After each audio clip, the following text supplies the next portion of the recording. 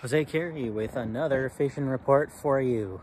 So, it is winter time, which means that the fishing has officially kind of slowed down. A lot of those big bugs have pretty much disappeared, and we're definitely into those winter bugs, which means blue wing olives and midges are going to be the king throughout the whole winter.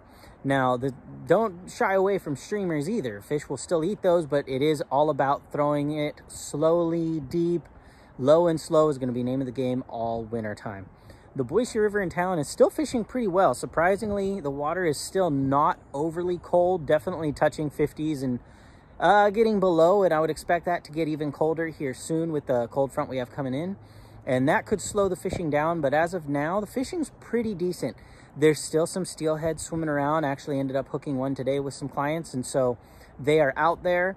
Some of your favorite flies, you can size them up, big nymphs or streamers, and you might still have a shot at getting a couple of those steelhead just kind of straggling around. The trout are biting pretty okay. Really small bugs, like I was saying, some of your favorite Euro-style nymphs or your midges or perdigons. I find that during this season, those darker colors tend to be a very strong presentation.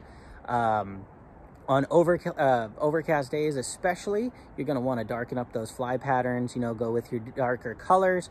That can really go a long way. Make sure you're going deep and set on everything. In the wintertime, those fish don't hit super hard, so it can be very, very subtle, even on those steelhead.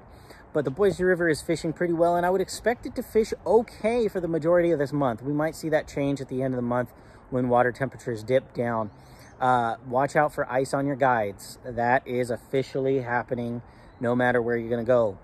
The Oahe River can be fishing pretty decent, but even though the majority of the spawning behavior is over, those reds are still very, very vulnerable. Those eggs are going to be incubating there for a while. So if you can, please avoid fishing anywhere where there may be reds till, if you can, at least February. Give those eggs the best shot at survival to become that next generation of fish. But midges and blue wings, I'm going to sound like a broken record. Those are going to be the king over there.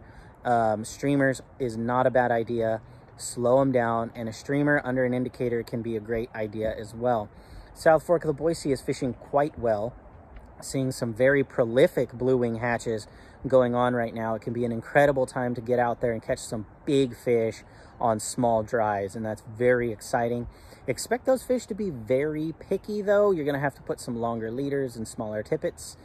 Size those bugs down into the 20s, 24s even, if you have them, and get after it. And really, don't be afraid to kind of grind it out. Those fish aren't gonna eat every fly that goes over their head, but if you sit there enough and you kind of present it well, you can really have a good shot. Streamers and nymphs are also going to be fishing really well over there. Slow everything down. Like I said, you got to slow it down low and slow as much as you can. And watch out for ice. That's going to be really the main thing here, whether it be on your guides or on the shore. Do not trust ice. Even especially on the Oahe, this can be really tricky. It looks really thick. It thins out very quickly. So test ice thoroughly before you step on it. And remember, in the Boise River and in the Oahe, those browns are still doing their spawning behavior. Let's protect those reds as much as we can. Get out there and fish thoroughly, get small bugs, and tight lines, everyone.